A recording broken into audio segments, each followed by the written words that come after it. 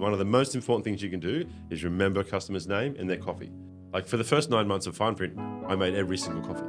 The 3 pillars of Fineprint are coffee, sourdough, and experience.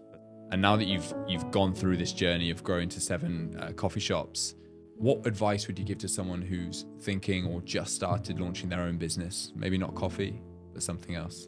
Well, the only advice that I could give is... Welcome to Abnormal, the podcast for normal people who want to do abnormal things. Today, we have an ultra runner to entrepreneur. Today's guest is not only known for his cafe's combo of coffee and avo toast, sourdough, but also for growing his business whilst building a die-hard community in Hong Kong. I'm, of course, talking about Fineprint Cafe, and I'm here with co-founder Scottie Callaghan. Welcome, Hi. Scottie. Thank you. Thank you for having me. Welcome to Abnormal. So first things first, what is it, in your opinion, about going for coffee that people love so much? Ooh, that's a good question. What is it that people... I think, well, it's either one of two things I would say. It's is coffee itself is like the first coffee of the day. Is that experience by yourself is an amazing experience. Just sitting there, having a cup of coffee, it wakes you up. It's like the first thing I do every morning is I wake up, whatever time I need to leave home, I'll give myself half an hour to have a coffee first. Just sit down and just have a coffee by myself on the couch and just sip away at it. And there's just something about that experience that is, I don't know, just... I mean, you've built a whole business out of it, I suppose. Well, I guess I would argue that the business we've built is more about the community and the interaction, and there's a whole bunch of, when it comes to going, the experience I'm just talking about, having a cup of coffee by itself is an experience within itself. But when you create a really good cafe experience atmosphere for customers, that's a whole other thing in itself. And that's something I'm massively passionate about. And I could talk all day about the details associated to that. Well, I would love to talk all day about it, because this is honestly one of the things that when I was prepping for this and living in Hong Kong and finally finding a coffee shop that I've got loyalty to now, whereas before I didn't have loyalty really to a coffee shop. I was happy. I'm still happy going around and trying different coffee shops and new ones opening up, but really now I have a strong loyalty to my local Fineprint. Yeah. And I think that is, as you said, there's good coffee, there's good breakfast, but there's a lot of intangibles there that you probably don't know as a customer. I'd say you can build it. There's a whole bunch of stuff that we've built into Fineprint, which are very obvious coming from the creators of the business and the staff, but there's an X factor there as well, I think. And I think, but like initially, what I try and create, and what we've worked hard to create at Fineprint is obviously we really care about the design and the details and the atmosphere. We've really care about our playlists. We want the music to be really good so that it's just again, it adds to the atmosphere. But really simply, one of the critical aspects is how we source the green coffee, how we roast the coffee, and how we train our baristas.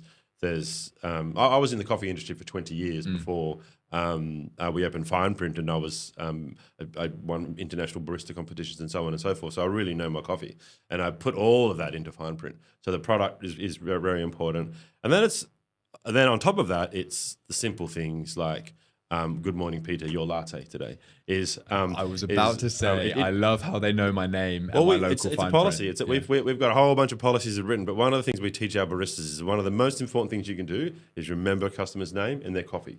You don't have to know anything else about them, but just remember those two details. Does that come from Australia?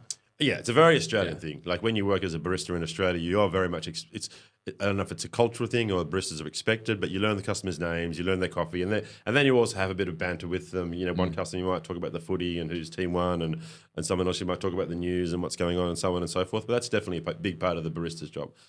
So we're really big on that dynamic, and I'm massive on that. It's just good morning, Peter is just so much nicer than good morning, sir. Yeah, and it's also a lot more than, what you get at a lot of other places anyway. Yeah. So even you don't feel like a number straight away. Exactly. The fact that sometimes I don't even know what I want to order, but the fact that they know what I've ordered last time or what I'm used to ordering. Yes. And the one in Wan Chai where I used to go very regularly there, I really felt like at home when I went there. Yeah. I'd bring my laptop. I'd bring my friends that were visiting from the UK. I was really proud to take them. I really appreciate that. But it's, and so we do all of that sort of stuff, and I could talk forever about all of those details as sort of what we do, like in the central kitchen and how we train our staff and how we built the business for 7 years. And I could talk forever about all of that.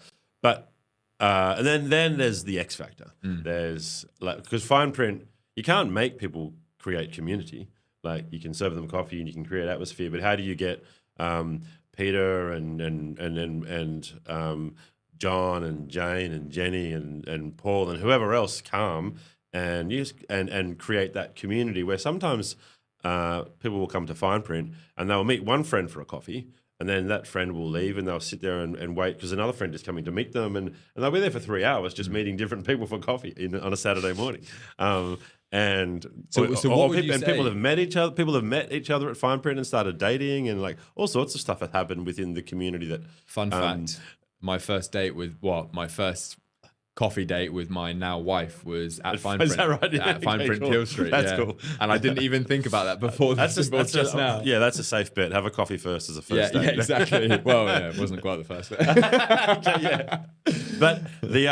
So the community dynamic is something that I feel really proud about it, but I don't think there's a lot of other things that I can be proud about that we've built, but the community aspect is definitely a massive part of Fineprint, but it's hard to put your finger on exactly how to create that. I think there's a bit of a cheers effect, X factor. Is having the X factor something you and your team actively talk about day to day?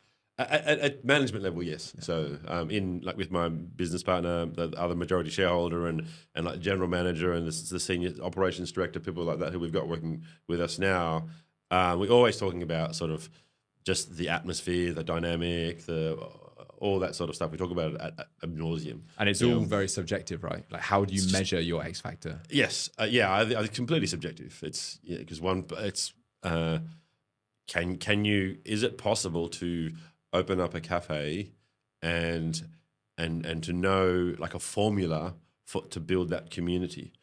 I definitely think there's certain things you can do to sort of to cultivate it or to water it, so to speak. But I don't think it's possible to deliberately create it. I think it just has, because it has to come from the community itself. There has to be something about your space that you've created that the community falls in love with. And we're super, super fortunate that that's happened at Fineprint, and it's really, really cool. I agree. It's one of the things I'd had written down was that community element, which is probably not something I could describe any other coffee shop that I can think of in Hong Kong, at least. Whereas obviously you're from Australia. I've lived in Australia for a small bit, but my 3 months in Manly showed me how big your local coffee shop is for an Australian person. In Australia, it's like your third place. You have your home, your office, or where you work, and your coffee shop. It's your third place, right? It is, yeah. You pick, I say I'm out at a party in Australia and I meet someone who I've never met before, and they find out what I do, and they go, "Oh, you wouldn't believe what happened to me. I lost my barista." Like, in what other country in the world does a lawyer who works in some office tower in Sydney say, "I lost my barista"? I'm like, "Did you break up with your barista?" It's like losing your hairdresser or something. Or you lost your girlfriend or something. But Australians, hilarious. you hear that. It's not just once or twice I've heard that in Australia. People get really disappointed when their barista changes cafes and goes and works somewhere else. Somewhere else not as convenient for them. I don't know. But they've got so it's such a fascinating. cultural it is shift. It's a fascinating part of Australian culture. So I want to get way more into like the business side of Fineprint and sort of talk more in detail about that later. But I want to know how does someone get into coffee? That's a good question. I think from my experience, most people that I've met who work in the coffee industry, because I worked in the coffee industry for 20 years for coffee roasting companies and cafes and so on and so forth. Most people that I've met who have a career in coffee got into it from getting a job while they're at university in a cafe. So they might have been studying law or science or whatever they're studying at university. They get a job in a cafe, and they happen to get a job in a cafe where there's someone else who works for the cafe, the owner or the coffee roaster or something, who's super passionate about coffee. And for whatever reason, they fall in love with the romance of it. And they realize how much more there is to coffee. It's not just a job in a cafe. There's green bean sourcing at Coffee Origin, and there's trips to Ethiopia and Colombia and Peru and so on and so forth. And there's learning how to evaluate that coffee and source that coffee and roast that coffee. And then in brewing methods, there's a cornucopia of knowledge to learn. And so I think that's what happens is they fall in love with all of that. And then they, slowly build a career in the industry. But I think that's how I got into it. It's exactly how I got into it. I didn't have a job when I was 20 years old. I was sitting in a cafe with my girlfriend having a cup of coffee. They had a sign up saying staff wanted. And I was like, I might just ask these guys if I work here because I didn't have a job and I might as well do something. So I applied for a job in this cafe. And literally here I am 28 years later. In the coffee industry. Owning, fine print in Hong Kong. That seems like a normal progression, right? But I think coffee is probably one of those things that most people who aren't in coffee just assume that people just take it for a job. Like you just learn to be a barista because you might like drinking coffee or you need some cash. Yeah. But actually you meet people like yourself, and see there are millions of coffee shops all around the world. Someone needs to be behind them running them who either has that innate passion for coffee or is just found a business model that they can replicate and open up all these coffee shops. Yeah. For me, I'm an idealist. I'm a massive idealist and I'm a massive perfectionist, which is interesting because normally perfectionists can't build businesses. Normally they struggle with leadership and letting go and so on and so forth. But I got into coffee, started working as a barista, really sort of fell in love with coffee. And then an Australian by the name of Paul Bassett won the World Barista Championship. And that was really inspiring to me. And when I heard about him and watched him give a talk, I decided I made that my goal to win the World Barista Championships. So I spent the next 6 years with this relentless pursuit to sort of win barista competitions. And you did. You won. Did okay, yeah. Yeah, I've got it written down here. Won the World Latte Art Championship in 2006, 2 times Australian Barista Champion, 3rd place in the World Barista Championships 2010. And am I missing out any major ones there? Because that's they're the big ones. They're the most. When you think about coffee as a market, you think about the number of baristas, the number of coffee shops, to even think about going to a World Championships or competitions for that, it's a pretty huge goal to have as a barista, right? Yeah. Were you must have been very connected with other baristas. Were massively connected to other baristas and coffee roasting companies. Were others keen to compete as well, or was that something that you had a competitive edge and unique to yourself? Some are, some aren't. Most are not. Most baristas don't want to compete in barista competitions, and I think one of the reasons is the amount of time, money, and energy that you've got to put into it to do well. It's quite considerable. It's a fairly expensive. Talk to us about that. Like what sort of time, energy, and money? You've got to put together a 15-minute presentation where you serve 4 espresso, 4 cappuccino, and 4 of your own signature drink, which is your own creation with your own ingredients and so on and so forth.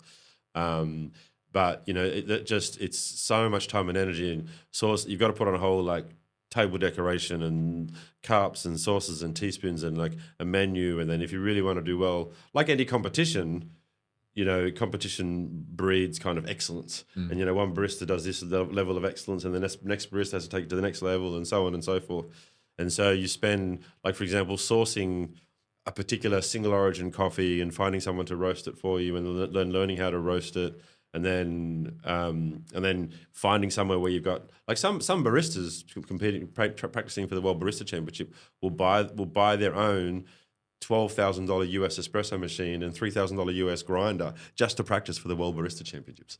They'll buy the make and model out their own pocket. They'll out their own pocket. The make and model that the World Barista Championship uses that year or whatever, they'll buy it and they'll set up a room with a whole kind of the World Barista Championship setup, they'll with tables and chairs, replicate the whole thing just to practice. Wow. And then you didn't do any of that. Yeah, for the Worlds in 2010. Yeah, I was fortunate at that point because at that point I'd won the Australian Barista Championship twice and I had a profile, and so the coffee company that I worked for, that they funded everything. But when I worked for that coffee company for 6 months of full time employment. All I did for 6 months was prepare for the World Barista Championships. Wow. That's all I did. What do you get for First of all, what do you get for winning the Australian Barista Champion? I just kudos, and you can. But in Australia, that's a big thing. Oh, you can command the kudos. If you win that you Australian get. Barista Championship, you can command you can get a decent salary, like a really healthy salary. I was as a barista champion with those titles. I worked for Bellaroma Coffee in Sydney as a brand ambassador, and that included company car, credit card, desk, international travel, like that. International travel for coffee reasons. Yeah, just the marketing company just liked. If I got invited to judge in the World Latte Art Championship, the marketing department liked it because they could say how our brand ambassadors is in Bern, Switzerland, judging in the World Latte Art Championship. Or if I went to a coffee farm in some country, they would get me to take photos and send it to them, and they're like. So it was very, very good for that. Like in Australia, where coffee is so popular, if you've got like a champion barista who works for the coffee roasting business, it's good for the coffee roasting business. Yeah. And then for the Worlds, if you win that, what's the prize? It's the same, no prize. It's the same thing. It's just more. clout. Yeah. So but people who win the World Barista Championship, they build a career on the back of that. If they're smart, they can turn that into business. And is it like when you're an athlete and you compete at that level, you often get to know your fellow athletes quite well? Oh yeah, you become close. It's like that with baristas. Best of friends. Yeah. Oh, so it's more friendly instead of. It's during the competition. It's very friendly. During the competition, it's tense. Not towards each other, but just because you're just so focused on what you need to get done. But for example, after the World Barista Championship, say the World Barista Championship final, there's always a party afterwards, and everyone's there drinking beer together and espresso martinis, espresso martinis, hugging each other. It's a very friendly industry. That's awesome. Yeah. I'd love to hear that. So going from when your time in Australia working in coffee, your latter years you were spent in competition and doing a lot of this. What changed in Australia? So what brought you over to Hong Kong? As I said, I had a great job. But it was almost too comfortable. And the CEO of the company, the guy that I reported to, he said to me, he made I wouldn't say a mistake necessarily, but he said to me, we're talking about my role and what I need to do and my responsibilities, and it was a very weird job. Because I'd had no job description, I had no real title. They just because of my profile, they just were happy for me to work for them, and I could pretty much do what I wanted. You're like the show pony. Yeah, pretty much. The sales guys would give me a hard time when I was going overseas because they're like, "Oh, Scotty's off on another junket," and so on and so forth. But the CEO said to me, "Honestly, Scotty, you could sit at your desk all day long and do nothing, and we'll still make money out of you." And I'm like, when he said that to me, I'm like. How old was I then? That was 13 years ago. So I was like 37, 38, something like that. So I'm a 37-year-old guy. I've got energy. I've got motivation. I want to do more with my life. I want to stick my teeth into something. You don't say that to someone like me who wants to stick their teeth into something and be successful. I'm like, I want to. And then at the same time, I was offered a job in Hong Kong to come and just help. A guy by the name of Raymond was opening a cafe chain here, and he was offering me that job. And it was really just risk versus security.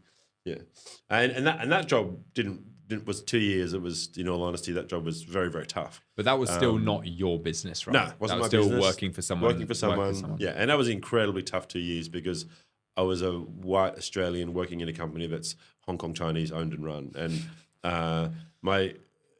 if I can give any advice as someone from a different culture, it's just too culturally different. It's not going to work. Yeah. It was tough. And so, but then while I was working for that company, I wandering the streets in Hong Kong. What Fineprint is didn't exist, and I just really had strong conviction that it could work here. I mean, the cultural clash of what you're describing with your job that you had in Australia versus what you came into in Hong Kong. I mean, you probably could have come into a normal job in Hong Kong. But because of like the working culture and what you were doing before, it's like, oh wow, okay, this is different. Yeah. It's obviously a very different city as well. And so 2 years doing that job, and you're obviously confident in your ability in coffee and spotting a good cafe, and especially growing up in Australia. So you have this idea for Fineprint. For a good year or two, I walking the streets here. I was frustrated that cafes opened at 9 a.m. and there's no cafe here that opened at proper coffee time. We'll get to that. That is, I'm so grateful you open at 6 a.m. Go to the same cafe and for day in, day out, and the staff, every day you have to say the same order. I'm like, don't you remember what I look like? I've been ordering a long black every day for 6 months, and you still can't preempt my order. What's going on here?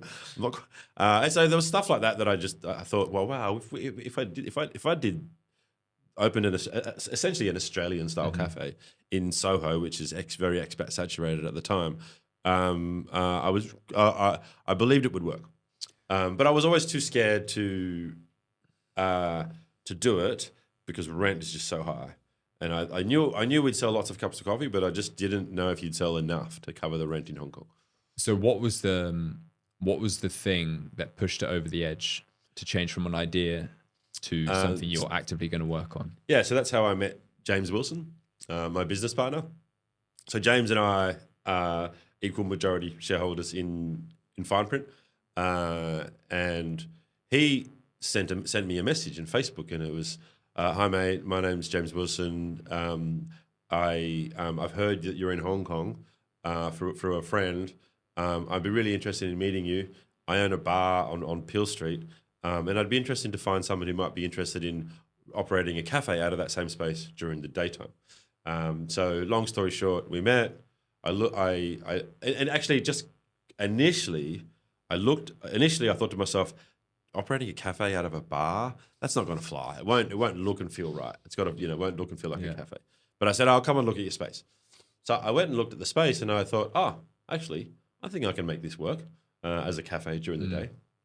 So for a year, what Fineprint was for the first year was actually called Peel Street Espresso Bar. This was 8 years ago. And it was just the shop that's on Peel Street today. And it was me subleasing off James for a year. And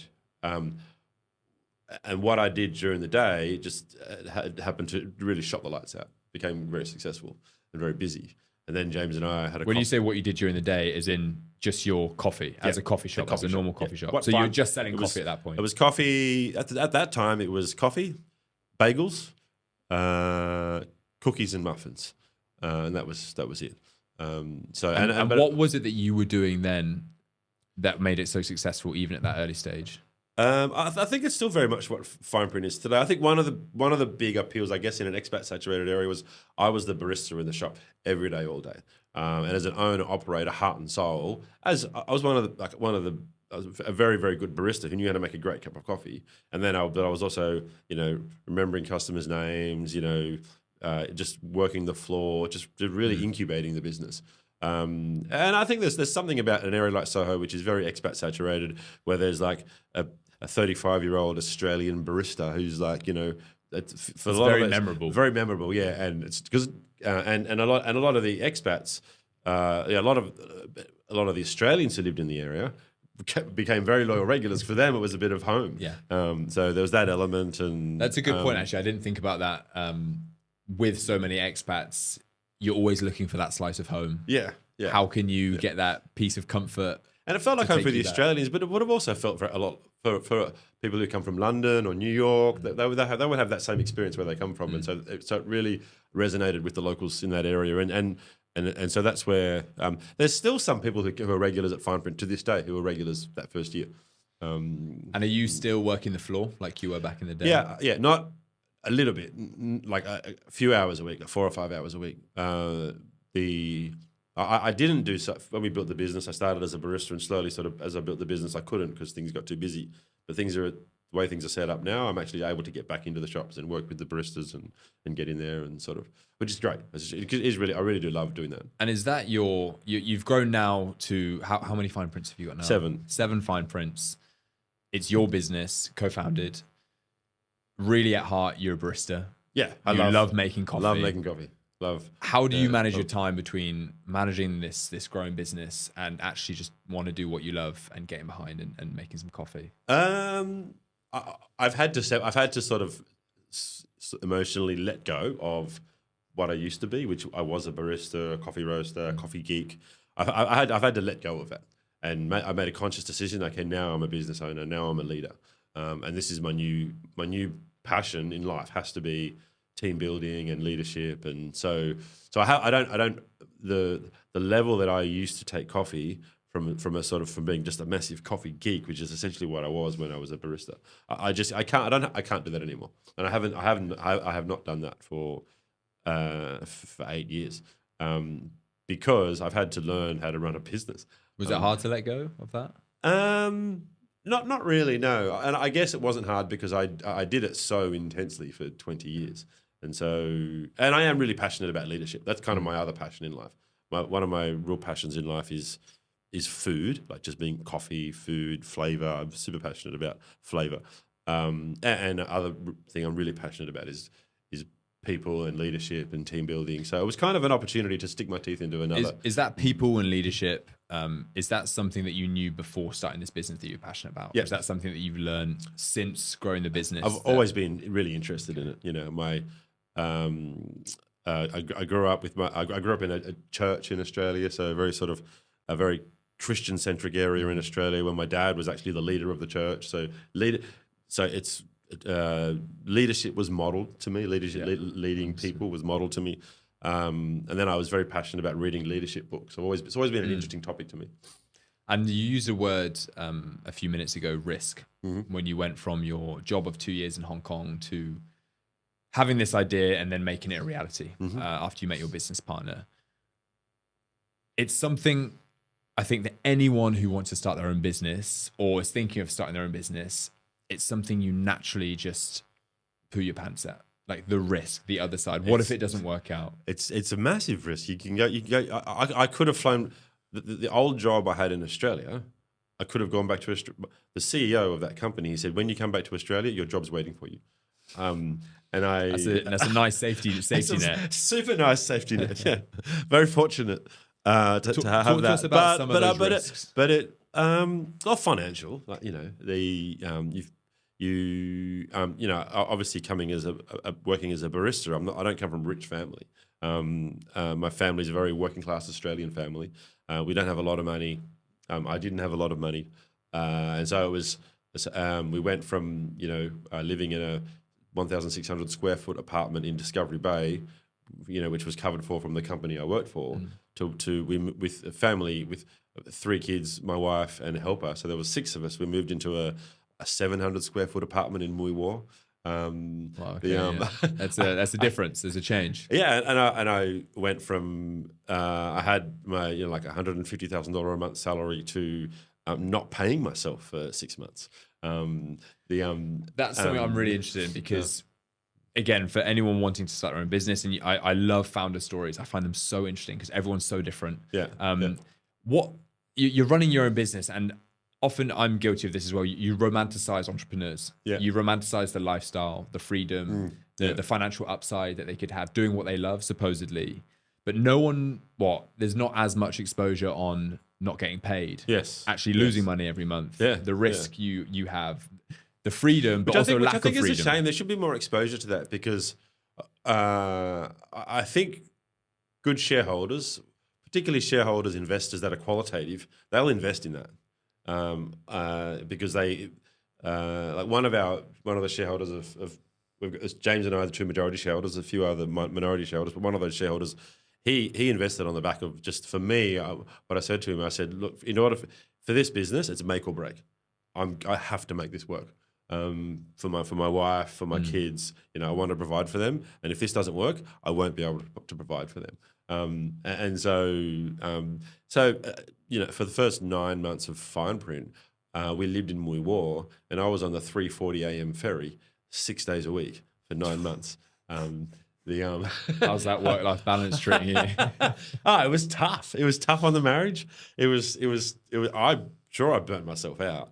And I look back on that, catching the 3:40 a.m. ferry every day, and then working for 10, 12 hours a day, and then going home. I look back on that, and I think to myself, how on earth did I do that? And then I thought, why did I do that? And then there were some days where I was so tired. That my wife worked in the coffee shop with me to help get it off the ground because I wanted someone who I asked her to come and work in the coffee shop because I wanted someone to work with me who got the atmosphere, who got the company, the staff, the customer connection and the environment we wanted to create. And I don't think we could have created that with the Hong Kong Chinese locals. It's just culturally different. So Jemima was working in the shop with me. And there were some days where I said to Jemima, the shop was empty, and I said, I'm just going to go into the bathroom and lock the door and just lie on the floor and have a 15-minute power nap. Wow. I mean, this goes on to my questions then about actually being an entrepreneur, and is it possible to find a balance when you're an entrepreneur? I think it is. I don't think at that particular time, I don't think I found the balance. I think I'm such a blinkered person, such a hardworking, driven, blinkered. I've become blinkered by my pursuits. So I was at that particular time, I was imbalanced, I think. But do you think you could have done things differently and still had the same success? I don't know. I like to think no, but it's probably just. I think it probably could have done things differently and had the same success. But then again, I still would have had to work just as hard. Getting it off the ground and building what we've built. Yeah, I really do believe that I needed to be there to incubate the culture we wanted. And then, because once we had built the culture and the approach to customer service and the success, when people come and work for you, it's easy then to bring them into that culture and say, this is how we do things. If you don't set those foundations early, you can't bring them in and say, expect someone to come in. Yeah, they've got to see it. They've got to. You really do need to build that culture. You've got to feel it.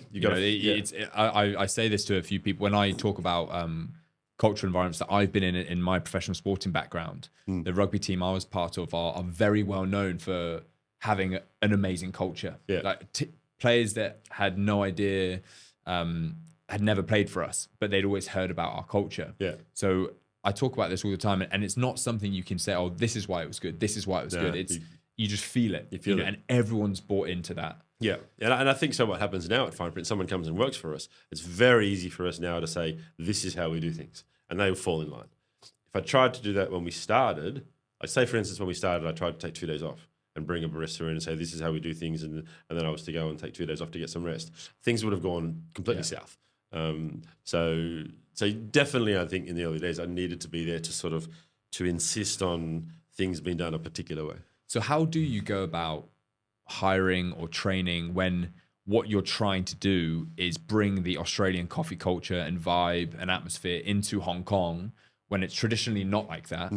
But naturally you can't, it's not scalable. You can't be there 24/7. Yeah. So how do you go about those first few hires? What measures do you put in place to ensure that you don't lose quality? In the early days, in those days, I was in the shop every day, all day. Like for the first 9 months of Fineprint, I made every single coffee. Wow. Every coffee for 9 months. I wouldn't let anyone else make coffee. You're a perfectionist. Perfectionist. Yeah, there you go. There's the proof. Wow. Yeah. And you open at 6 a.m. Yeah. So you're there.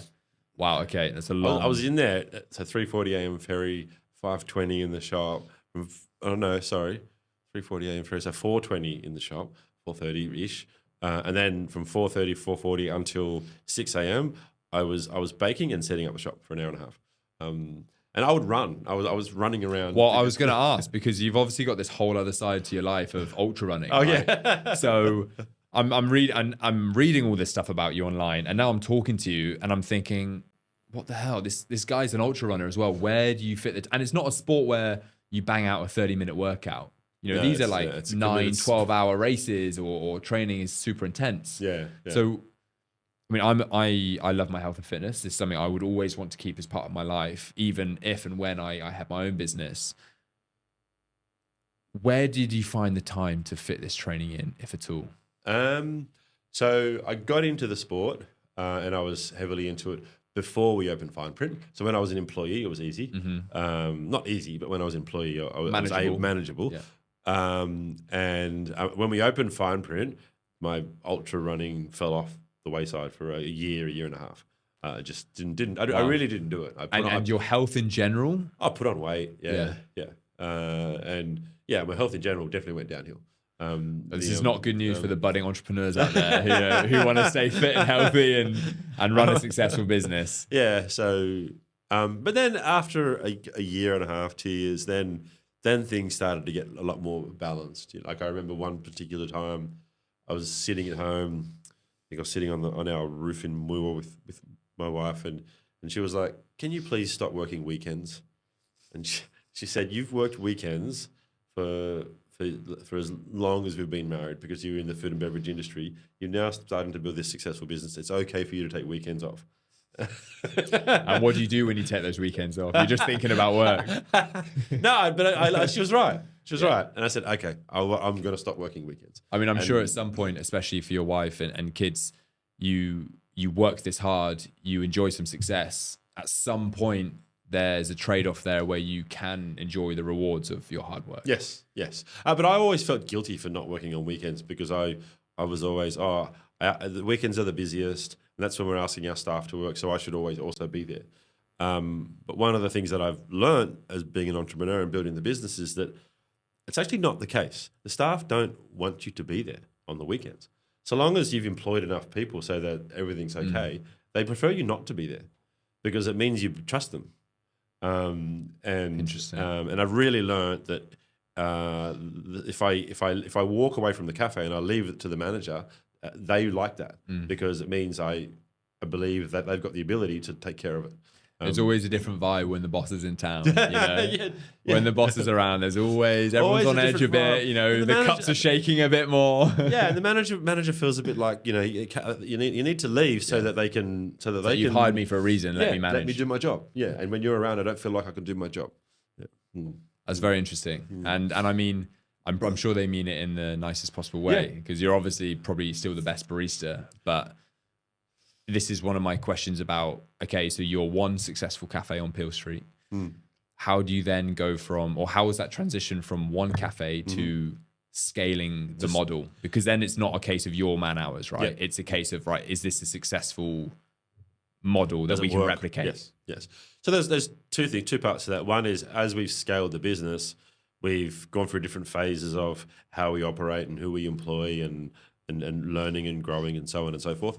And then there's also if we open the first shop on Peel Street is successful, but is that just idiosyncratic because of that particular site and the culture there? And then when we opened the second shop in Tai Hang, my business partner and James and I remember we had this conversation a lot. Will this one work? We don't really, because I would always talk about scaling the business. I want to scale this business. I want to build operations manuals and systems and scale it. And then he would always come back and say, well, we know Peel Street works, but we really don't know will Tai Hang work? Let's open it and find out. And then we opened Tai Hang, and it was revenue got to where it needed to be within 2 or 3 weeks. Wow. And we were both like, awesome. Where's next? Where's next? And then I was working in both shops a lot, and that's where I needed to start to figure out, okay, how do I, what systems do we need to build? What things do we need to put into place so that I can let go and start to sort of manage myself out of responsibilities?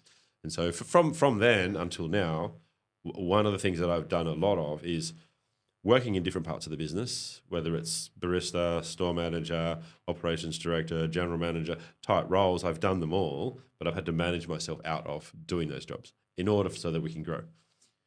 Has that been hard to relinquish a level of control on your own business? Initially it was. But after I did it the first couple of times, it was actually very releasing for me. It was very, I was like, oh, wow. This is great. That's he can run by itself. Yeah. Oh, Rico, who was the store manager of Tai Hang, he's doing a great job. I'd leave for 2 days and then I'd come back and everything was running really smoothly. And I'm like, and then I guess you start seeing the bigger picture. Then you start seeing, okay, well, we've done it once now. How many times can we replicate this? What is next? Yeah, and I started to become really passionate about working with people because good people. If you're a good leader and you're working with good people, you can create an amazing team dynamic. And then it really starts to become fun because I've tried to build a culture which is very collaborative, not top down. And I think we've been relatively successful at that. And it creates a culture whereby you sit in meetings with other people and they're arguing with me about how we should do stuff because they're super passionate about the business, about the brand. That's good. That's cool. And they're confident that they can say that in front of you or to you with no negative repercussions, serious repercussions. Knowing full well that if they argue a better case than I argue, then we should do it what they're arguing to do it. Great. That sounds really healthy. Do people like working at Fineprint? I think so. I think the best test of that is our staff retention. We've got very good staff retention. At a corporate level, sort of the operations director, general manager, operations manager, so on and so forth, at the office level, people we've only had people at that level for say 4 or 5 years. 2 or 3 people have left. Wow. So we've had to unfortunate part about someone in my position is you need to sometimes let people go, Of course. which is incredibly tough. It's one of the toughest things I ever do is when I have to do that. But people who have actually left us of their decision, it's 2 or 3 people in 4 or 5 years at a corporate level.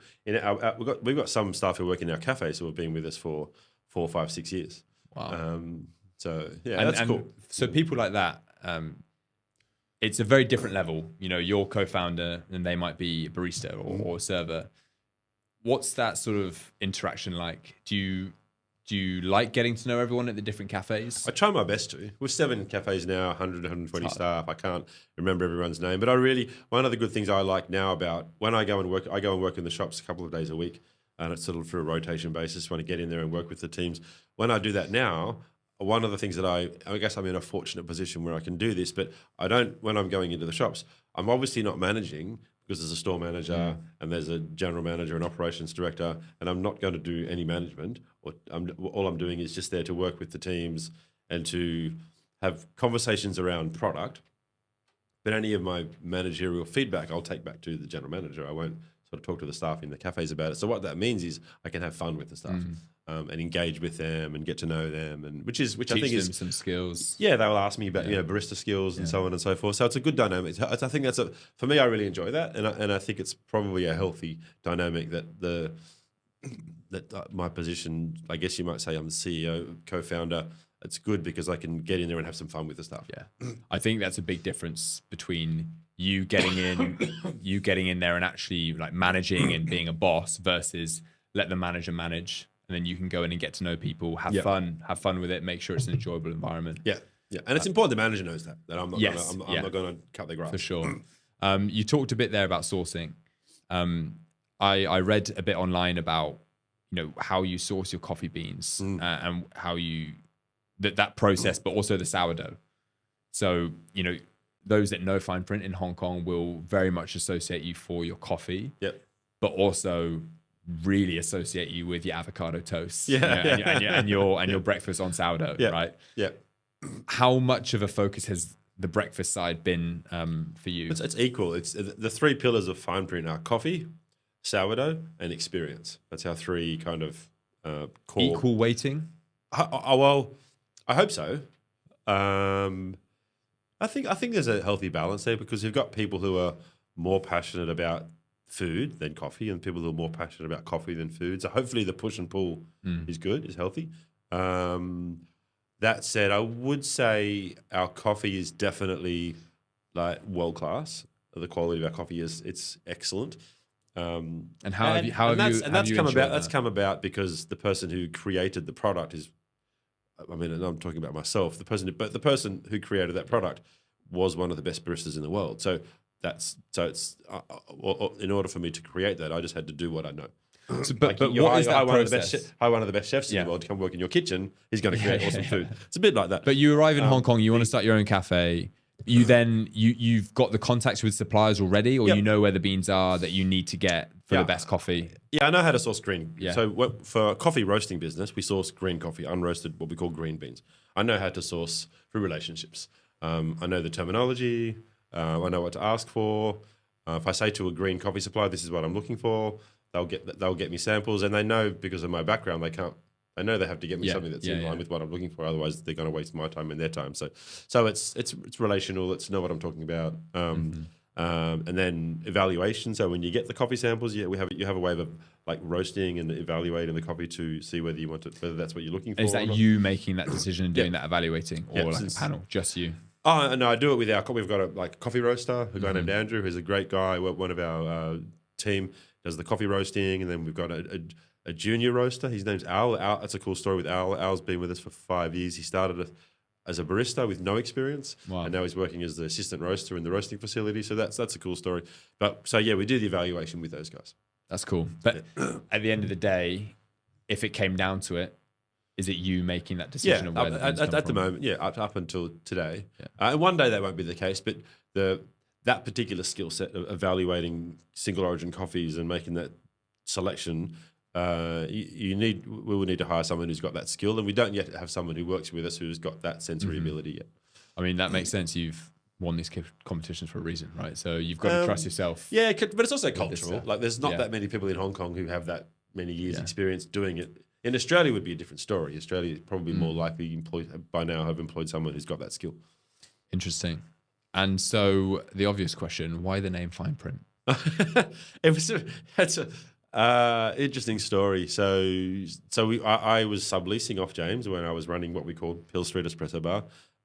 James and I had a coffee and we decided to start a joint venture. I said, I think I said to him, or maybe he said to me, I can't remember, it was a long time ago, 7 years ago, but we came to the agreement that we're going to collapse that arrangement and start a joint venture. And he said to me at the time, well, what are we going to call it? And I said, well, why don't we just keep calling it Pill Street Espresso Bar? And he didn't want to do that because he didn't want the legacy of what I was doing, which is fair enough. And then he had a bar his bar was called Nights, and he was like, I'll drop that name as well. Let's start something new together. Okay, that's a good argument. Let's do that. I previously created 2 other brands. Back in Australia, I created a brand called Tiempo, and then in Hong Kong, I created another brand before Fineprint called Redback Coffee. And then so when we created, when coming up with a name, those other 2 brands, I think we spent too much time, money, and energy on thinking of logos and names and so on and so forth. And at the time, I had just read a book called Starbucked, which is written by a journalist, like an analysis of Starbucks. And he talks about the name Starbucks. And one of the psychologists say that one of the reasons Starbucks is successful is the name is one word. It has soft vowels and hard consonants. So it feels soft and it feels strong. So analytical. So analytical. The perfectionist comes through again. Perfectionist, that's true, yeah. I am very analytical. And so James said, I've always really liked the name Fineprint. And I thought about it. It's got hard consonants, soft vowels. It's one word. Let's do that. That was literally it. It was like it was literally a 2 or 3 minute conversation. And it came from reading a book about Starbucks. Yeah. Oh, that's great. That's great. That's a great story. I mean, great. Yeah. That's where the name Fineprint came from. So. And what's your, I assume, well, I'll ask you, do you still enjoy going to other coffee shops? Yeah. And what's your favorite coffee shop in Hong Kong that isn't Fineprint? Ooh. I wish Brew Brothers was still open, because there was a cafe in Sheung Wan called Brew Brothers, which was, I think that definitely at the time did serve the best coffee in Hong Kong. I would say, you know what, it's pretty eclectic, but some people might say it's not Hong Kong, but maybe this is a cop-out as well, because but the cafe I'm going to mention is in Tai O. There's a great cafe out in Tai O called Solo. And I just love that cafe, because you sit on this deck in the fishing village and have coffee. So that's pretty cool. So make sure you mention a coffee shop that is nowhere in Fineprint territory that no one's going to go to. Oh no! If I okay, good question. I like to go and get a coffee. Sometimes I like to have a meeting. Not at Fineprint, because there's too many distractions at Fineprint. And if that's the case and I want a good cup of coffee, I'd go to Cocoa Espresso. They make good coffee. Yeah. See, I'm still at the stage in my coffee journey where I haven't got the sense to know whether it's great coffee or good coffee. I can tell if I don't like it. Yeah. I can tell if I do like it. Yeah. I don't know why. I'm like that with a lot of things, though. Like when we chose wedding rings, me and my wife, I could tell you that I did or didn't like it, and that was it. I couldn't tell you why. Couldn't tell you why. Yeah. But even that, I'm still loyal to Fineprint, because I know the coffee's good, but yeah. there could be one right next to Fineprint which has the best coffee in the world, Yeah. and I wouldn't be going there. So there are those intangibles. Yes. Yeah, that's interesting. I have my opinion on what those intangibles are at Fineprint, and they're pretty in line with you, which is good because it means that it's working. Having my name said when I walk in the door, asking things not about coffee, just having a chat with the baristas and people that work there. Yeah. I do think the product quality is amazing. Yeah, thank you. The breakfast is the best breakfast I could have in Hong Kong. And I'm a protein guy, so I'm ordering like the salmon avo plus a couple eggs, but perfect. And that's, for me, that's great. It's a great breakfast. But as I said before we started, for me, it's really my third place. Yes. It's I've got my home, I've got my apartment, my office, to where I spend most of my time. And then my third space is Fineprint. Yeah, and that's my coffee shop. That's where I'll take personal meetings. That's where I'll meet friends. Yeah. And I can't put I can't put my finger on the pulse of why exactly Fineprint is my third place. But when I moved apartments from Wan Chai to Happy Valley, I went and said goodbye to the baristas, and which you never do in Hong Kong. You never have those interactions in Hong Kong. No, you wouldn't. No. And but now, me and my wife, we make an effort on the weekends to walk from Happy Valley to the Wan Chai Fineprint to have breakfast, to see the staff again, and to reminisce a bit. Yeah.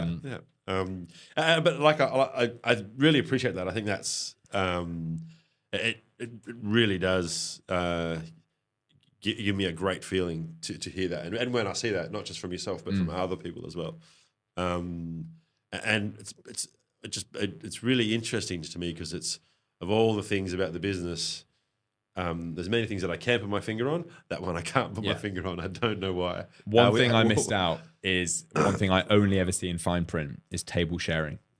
I could sit in Wan Chai Fineprint, which is, again, it's got like 5 tables, I think. So, and it's always busy. So there's always normally a wait for a table unless you go early.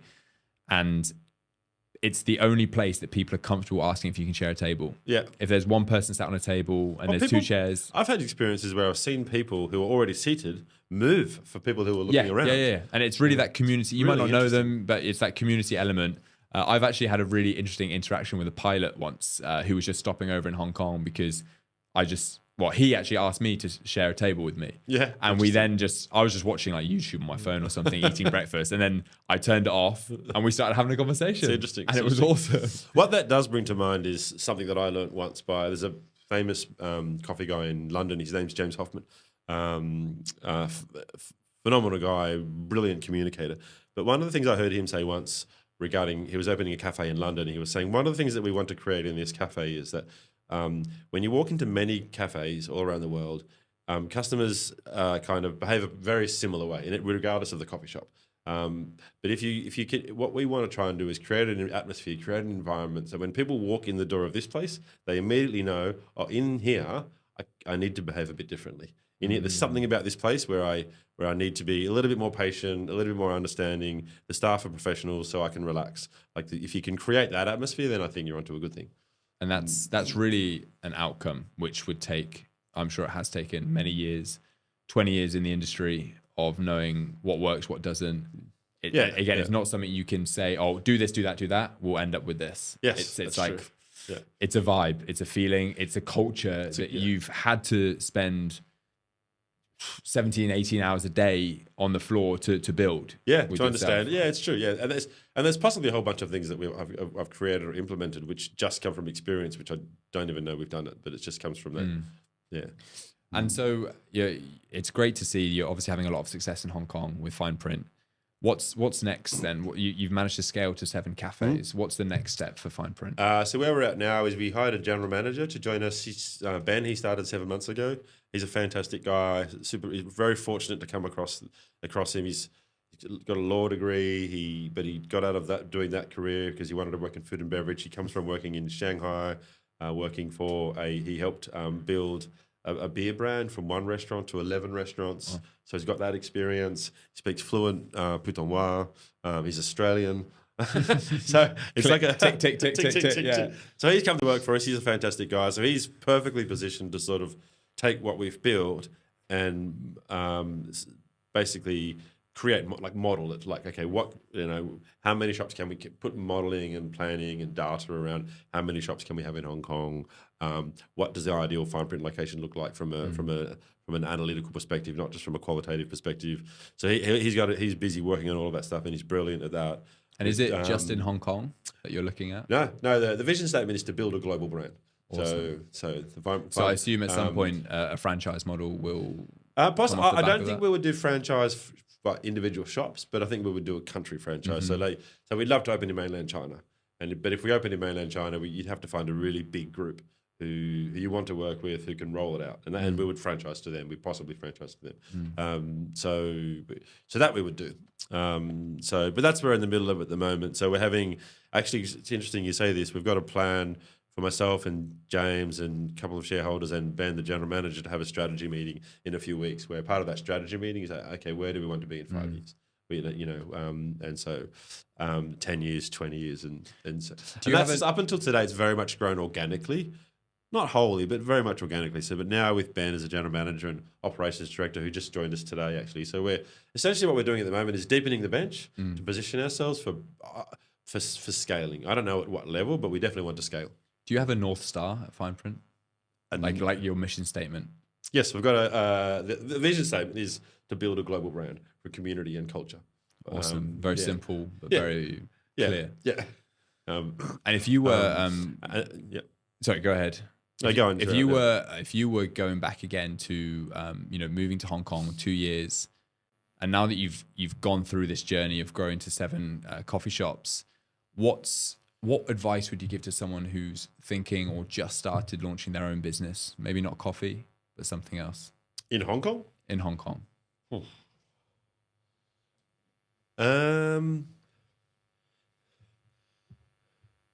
the only advice that I could give is, which I believe is important.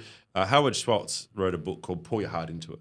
And I'm a massive believer that if you want to be the founder and the CEO, you've got to be genuinely super passionate about the product. I'm really like, I'm not. I don't. It's not only because it's my business. I love food and beverage. I love hospitality. I really do enjoy the space. And for me, flavor is a really important part of life. So it's something that I'm obviously really passionate about. So I do think if you're going to start a business, start it on something that you, not just for the business, but something that you really, really, really love. Love that. And I'll go one step further then, because as you know, the podcast is abnormal. It's all about normal people wanting to do abnormal things. What you're doing is clearly abnormal in the sense that it's rare. Not many people are doing it.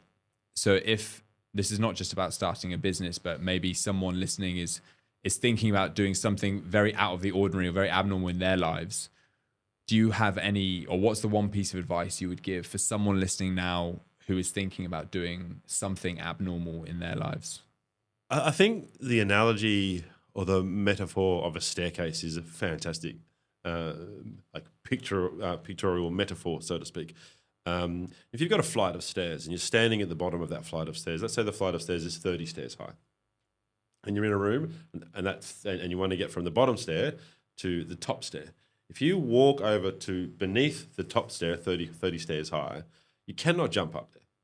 It's impossible. It doesn't matter what you do. You can jump up and down all day long for years and years. You will never get to stair number 30. But if you walk over to the first step and you step onto the first step, once you're there, you can then get to the second step. And once you're on the second step, you can then get to the third step. And we know where I'm going with this and so on and so forth, and you can get to the 30th step. And I think from a pictorial speaking, if you're thinking about what you want to do with your life, that sort of abnormal place to be, that's how you get there. That image is how you get there. You cannot go from the ground level to up there like that, but you can get there step by step. And I think that's a really that's because that's the last 8 years of Fineprint. We've just done it step by step. I mean, just from listening to you and asking these questions the last hour or so, we've literally gone through those steps in this podcast. And it's everyone that I've spoken to about this or asked that question, they pretty much say the same thing, but in different ways. Different ways, yeah. Some people will say focus on the process. So just start Just start, because that is the hardest step. The first step is probably the hardest step in your analogy. Focus on the process. Whereas if you, for example, with Fineprint, when you first started, said, I want to build this global brand. That's all I want. That's all I want. That's all I'm picturing. I think it's good to have that in your head as your goal, and your mission statement is build the global brand. But if you don't love the process, and you, as you said, you don't have that passion about what you're doing, then you're never going to reach that end point. Yeah. Because I'm sure there were times when you were catching the 3 a.m. ferry from Moiwo that you didn't enjoy it, or there were dark times, I'm sure, juggling family, fitness, business, entrepreneur. But at the end of the day, you were doing it because you love it and you love that process. Definitely. Yeah, I do think, there's definitely all of those elements to it, and you've got to plan, and if you fail to plan, you plan to fail, and so on and so forth. But at the same time, I do think that at some point, this might sound a bit airy-fairy, but I do think it's true. At some point, you've just got to find the courage to spread your wings and fly. At some point, you just got to jump off. That's, it's great to hear from someone like you saying something like that, because I said you hear it all the time, but you only hear it with insanely successful entrepreneurs, because they're the ones that you see on social media, right? Yeah. They're the ones you hear about, and they get to tell their founder story. So it's great to be able to ask you these questions and hear it from you, who is, I'd say, a lot more relatable, because we're in the same city. I go to your cafes every day. So finally I get the chance to ask you these questions and hear a really organic, different founder story. Because I think they're all fantastic and interesting in their own right. But it's great to hear you didn't know what you were doing at 20 years old. You didn't become Forbes 30 under 30, which is often what we get told we need to be. Otherwise we're a failure. So that first step, at some point, you've just got to pull the trigger, right? And say, F it, let's go. I think so. At some point, obviously you need to plan, and success happens when preparation meets opportunity and all those kind of things. But at some point, once you've done all that and you're still scared shitless, just sometimes you just got to cut the string. Back against the wall mentality, which is exactly what you had. Jump in the deep. At some point, you got to jump in the deep end. I love that. And learn how to swim. Well, Scottie, thank you so much for joining us on this episode. My pleasure. Thank you for having me. Appreciate it. It's been epic getting to hear your story and putting a face to the name. I can't wait to see where Fineprint goes, because, as you said, it started from one cafe and a dream and one cafe on Peel Street, and now it's grown into arguably the most famous coffee shop in Hong Kong. Thank you. Appreciate that. I love that you're thinking big. I love that the vision statement is worldwide. Yeah. Gives me a lot of hope for my travels and finding good coffee wherever I go in the world. There's plenty of other good coffee shops. But I can't wait to watch along. I can't wait to be a small part of that journey by being a customer. Thanks, mate. Appreciate it. I'm sure you've got many more community members in the future for the Fineprint. Hopefully. Yeah. Thank you, man. Appreciate it. Thank you. Cool. Thank you for listening to this episode of the Abnormal Podcast. If you enjoyed it, please subscribe and give us a 5-star review on whatever podcast platform you are listening to on right now, as it really goes a long way to growing the show. Thank you, and see you in the next one.